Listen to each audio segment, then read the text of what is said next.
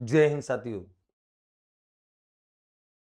राष्ट्रकवि आदरणीय मैथिली शरण गुप्त की प्रसिद्ध पंक्तियां हैं, जहां से मैं ये सेशन प्रारंभ करता हूं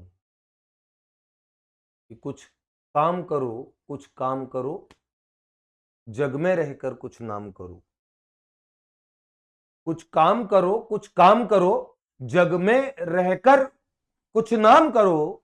यह जन्म हुआ किस अर्थ अहो, समझो जिसमें यह व्यर्थ न हो। यह जन्म हुआ किस अर्थ अहो, समझो जिसमें यह व्यर्थ न हो। कुछ तो उपयुक्त करो तन को, नर हो ना निराश करो मन को। साथियों, बहुत अच्छा एक सेशन ये है मोटिवेशनल सेशन। और आज जैसा आप शीर्षक देख पा रहे हैं कि अगर ऊपर जाना सीखना है तो आपको नीचे जाना सीखना पड़ेगा। मैं उस परिदृश्य में बात कर रहा हूं, उस परिप्रेक्ष्य में बात कर रहा हूं जहां आपके सम्मुख second grade REET, third grade परीक्षा और संभावित व्याख्याता परीक्षा बिल्कुल आपके सामने है। सारी की सारी परीक्षाएं जिनकी आप पिछले काफी समय से आप प्रतीक्षाएं कर रहे थे, आप विज्ञप्तियों की प्रतीक्षाएं कर रहे थे। फॉर्म भरना शुरू होने वाला है। तो क्या रणनीतियां आपकी बन चुकी हैं? कितना आप तैयार हो चुके हो? युद्ध का बिगुल तो बज चुका है। और युद्ध का बिगुल बज चुका है, कितनी शक्ति आपने संचित अपने अंदर कर ली है।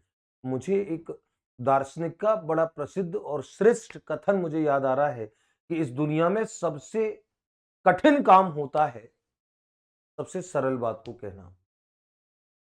यानी कि सरल बात कहना जितना ज्यादा कठिन है, शायद उससे ज्यादा कठिन कोई बात नहीं होती है।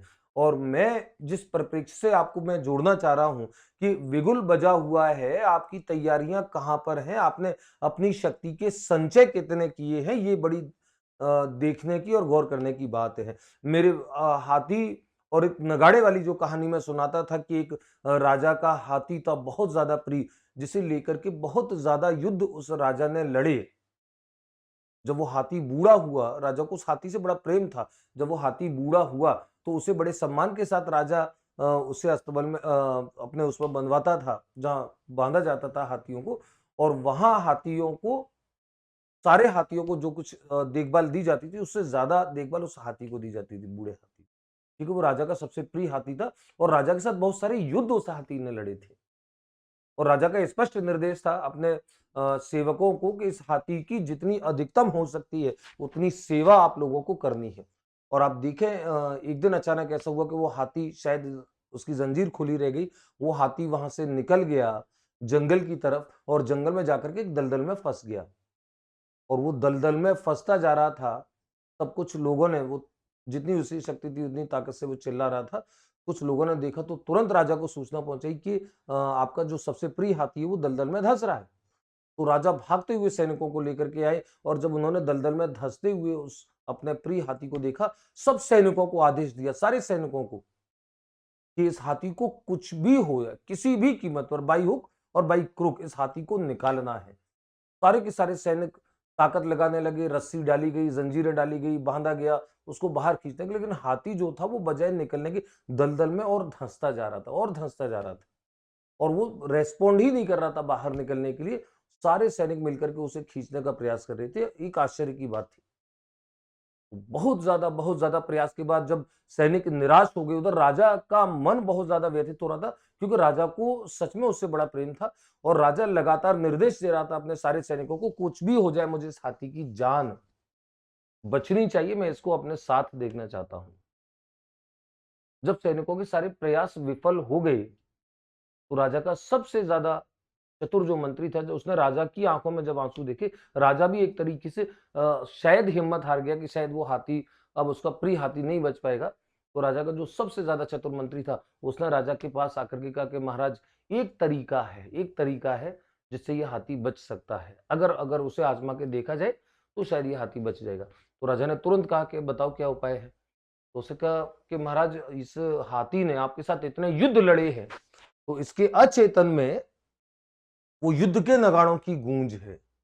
वो युद्ध के नगाड़ों की गूंज इसकी कई शक्ति का संचय कराएगी। आप किसी भी तरीके से वो जो युद्ध में नगाड़े बजाए जाते हैं उनके बजाने का प्रबंध करवाओ। राजा को तुरंत ये आइडिया क्लिक किया। राजा ने सैनिकों को आदेश दिया कि युद्ध में जो नगाड़े बजाए जाते हैं वो नगाड़े पूरी दम से बजाए जाए। और आप आश्चर्य की बात देखिए, आश्चर्य देखिए आप, जैसे ही वो युद्ध के नगाड़े बजाए जाने लगे, वो जो हाथी जो दलदल में धंस रहा था, उस हाथी के अचेतन पर कहां प्रहार हुआ, उस हाथी ने समूची शक्ति से अपने आप को रेस्पॉन्ड करना शुरू किया और इतनी ताकत से खींचना अपने आप को शुरू किया। उस दलदल से बाहर की तरफ के जो सैनिक उसे खींच रहे थे उनको अचानक एक आसानी होना शुरू हुआ और उस हाथी को अंत में बचा लिया गया।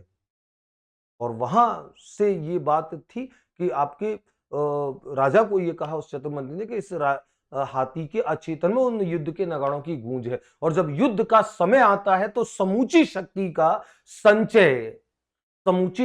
का संचय व्यक्ति अपने शरीर में पुनः करता है, उसका पुनरुत्पादन करता है। ये आपका बिगुल बजा हुआ है। आप अपने आप को जांचिए कि आपने कितनी शक्ति का संचय अब पुनः कर लिया है। और यदि इस युद्ध के बिगुल बजने के बाद भी अगर आप शक्ति का संचय नहीं कर पा रहे हैं तो साथियों समझ लो फिर आपको इस दलदल में धंसने से इस दुनिया की कोई भी ताकत नहीं रोक सकती। ये पक्की बात मैं आपको बता रहा हूं, क्योंकि युद्ध के बिगुल तो बजे हुए हैं। रीट का बिगुल बजा हुआ है, सेकंड ग्रेड का बिगुल बजा हुआ है, फर्स्ट ग्रेड का बिगुल बजा हुआ है, थर्ड ग्रेड एग्जाम का बिगुल बजा हुआ है, सारे के सारे आपके सामने हैं। और फिर भी अगर आप चूकते हो तो समझ लो आप दलदल में जाने वाले हो। तो मैं विद्यार्थियों आपके बीच में इस बात को कहने के लिए था कि अपने आप को समेटे, शक्ति का संचय करें और नीचे से चले, बिल्कुल नीचे से चले। मैंने कहा ऊपर जाना सीखना है तो नीचे से चलना पड़ेगा। और यहां मेरा नीचे से मेरा अभिप्राय है बिल्कुल बॉटम लेवल से। आपके पास सारी परीक्षाओं के लिए इतना पर्याप्त समय है। आज इस बात को मैं बोल रहा हूं, शायद आज से 2 या 3 माह बाद इस बात को कहने का भी कोई अर्थ नहीं होगा, क्योंकि उस समय परीक्षा आपके इतना समीप होगी कि फिर आप नीचे से भी नहीं चल पाओगे। नीचे से चलिए अगर ऊपर जाना है। और आप नीचे से बॉटम लेवल से बिल्कुल बेसिक से अपने कक्षा 6 से लेकर के 10 तक की, 12 तक की जिन जिन पुस्तकों की चर्चा समय समय पर मैं या अन्य शिक्षक साथी करते हैं आपसे, उन सारी पुस्तकों को समेटिए। आवश्यक और अन्य पुस्तकों को आप समेटिए, पर्याप्त कंटेंट इकट्ठा कीजिए, पर्याप्त एक मैनेज कीजिए अपने पूरे शेड्यूल, प्लान कीजिए अपने पूरे शेड्यूल को, बहुत अच्छे तरीके से तैयारी करें। क्योंकि आपको बहुत ज्यादा दिक्कतें तो इसलिए आती हैं क्योंकि आपने पीछे बहुत ज्यादा काम नहीं किया होता है, नीचे बहुत ज्यादा काम नहीं किया होता है। तो फिर आपका जो भवन बन रहा होता है उस भवन में कहीं ना कहीं दरारें, कहीं ना कहीं कमजोरियां रहती हैं। तो विद्यार्थियों आपके लिए अलग अलग सारी चीजें हैं, सारे अलग अलग कोर्स के अलग अलग भाग पे आपको विशेष फोकस करना है। किसी एक गाइड के भरोसे में आपको तैयारी नहीं करनी है। अपनी तैयारी को विस्तार दीजिए, अधिकाधिक अधिकृत कंटेंट के साथ दीजिए। और मैं आपके साथ जिस मेथड्स के कोर्स को लेकर के हूं, मैंने आपको कहा था दृढ़ता से, मैं फिर इस बात को डंके की चोट पर मैं आपको बोलता हूं कि शायद मेथड्स इससे ज्यादा दृढ़ता से आपकी मुट्ठी में 40 अंक सेकंड ग्रेड के शायद कोई राजस्थान का कोर्स नहीं ला सकता, दूर दूर तक नहीं ला सकता, जितना मेथड्स के इस कोर्स पे मैंने विस्तार से और एक एक टॉपिक को विस्तार से पढ़ाया है। और आप समझ लें कि अगर ये नहीं ला सकता है तो फिर राजस्थान का क्या, भारत का कोई कोर्स नहीं ला सकता। इतने अच्छे, और आप देख करके आप निर्णय लीजिए। हो सकता है शायद मैं मेरे कोर्स के बारे में बोलता हूं, लेकिन आप निर्णय लीजिए। जो बच्चे पढ़ते हैं उनसे आप पता कीजिए। बहुत बहुत शानदार कोर्स है ये। 40 अंक आपके, मैंने सेकंड ग्रेड में गणित के और विज्ञान शिक्षण विधियों की कोर्स में सारे मेथड्स के कोर्स 25-25 टेस्ट, 25 टेस्ट सीरीज, उनके वीडियो सॉल्यूशन 25 के 10 मॉडल पेपर साइकोलॉजी के अभी उपलब्ध हैं।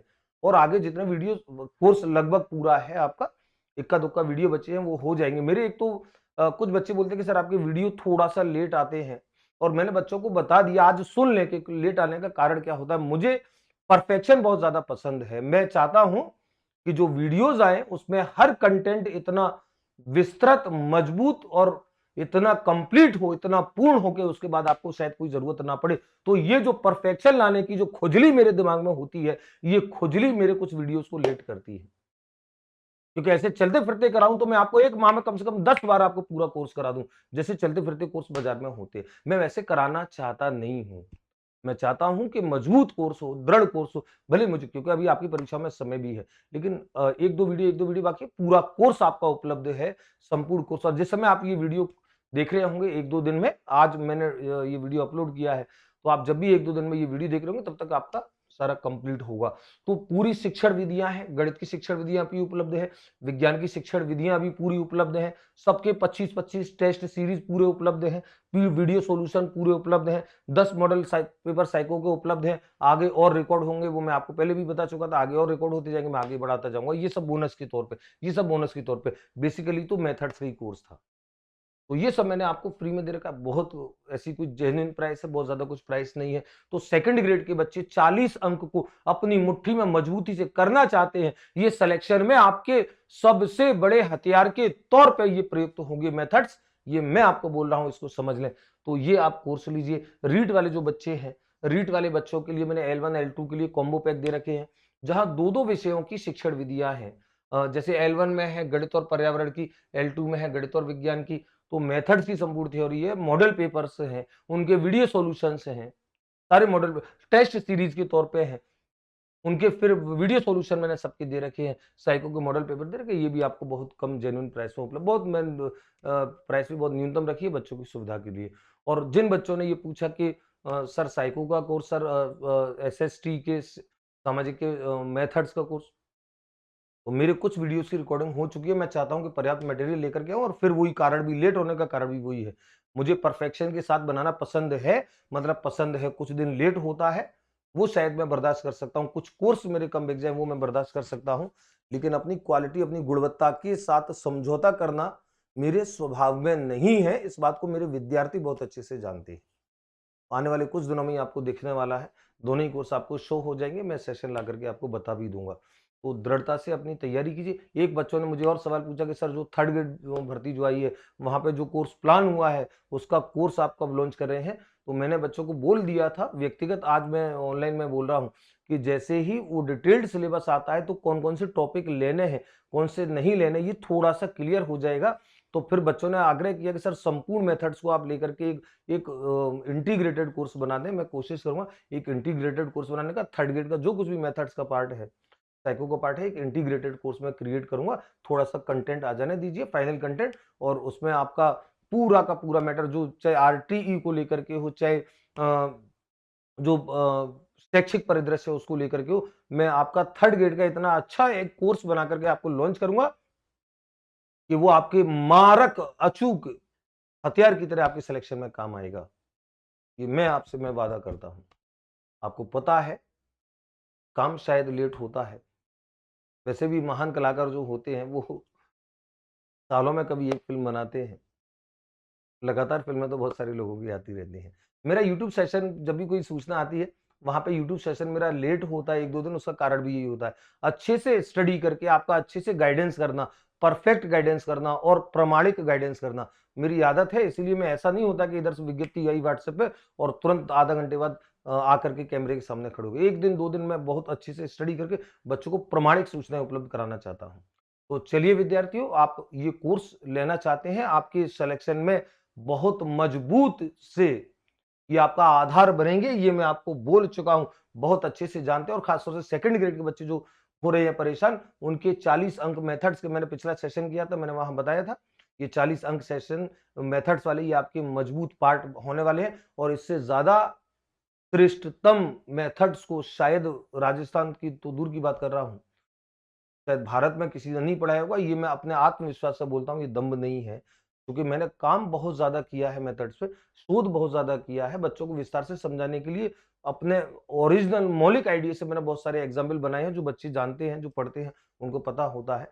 तो बहुत अच्छे से, बिल्कुल ऐसी भाषा जो आपके, इससे ज्यादा सरलतम भाषा कोई हो नहीं सकती है, ऐसी भाषा में मैंने आपको समझाने का प्रयास किया है। तो कोर्स लीजिए, अच्छे से पढ़िए, और दृढ़ता से अपने एक स्टडी का एक पूरा एक शेड्यूल बना करके, अपनी प्लानिंग करके पढ़िए, अपनी संपूर्ण शक्ति को संचित करके पूरी ताकत झोंक डालिए। और निश्चित तौर पर यह समझ लें कि जिन बच्चों ने इन बातों पर, जो मैं बोल रहा हूं, इन बातों पर अगर अमल किया, ये जो कर रहे हैं, क्योंकि एक बात तो मेरी सिद्ध बहुत अच्छे से हो चुकी है, जो मैंने बिल्कुल आज से 3-4 माह पहले बोली थी, जब एप्लीकेशन लॉन्च किया था, मैंने कहा था कि आज से चलने वाले बच्चे जब सेकंड ग्रेड की विज्ञप्ति आएगी तब तक इतना आगे पहुंच चुके होंगे कि आप उन फॉर्म भरने वाले बच्चों को जब देख रहे होंगे तो आपको बड़ी खुशी होगी कि आज वो बच्चे चलना शुरू करें और आप बहुत आगे हो। और आज वो बच्चे मुझे कहते हैं इस बात को कि सर आपकी 3-4 माह पुरानी बात हमें आज तक याद है। और फिर एक बात मैंने आज जो बोली है उसको आप याद रखेंगे। मैं ऐसा मानता हूँ, नर हो न निराश करो मन को। जिस कविता से मैंने प्रारंभ किया था कि कुछ काम करो, जग में रहकर कुछ नाम करो। ये जन्म हुआ किस अर्थ अहो, समझो जिसमें यह व्यर्थ न हो। कुछ तो उपयुक्त करो तन को, नर हो न निराश करो मन को। तो साथियों आप इस पूरे सेशन की कुछ बातों को ग्रहण करेंगे, अपने अंदर ऊर्जा लाएंगे। मैं ऐसी अपेक्षा करता हूँ। धन्यवाद। जय हिंद, जय भारत।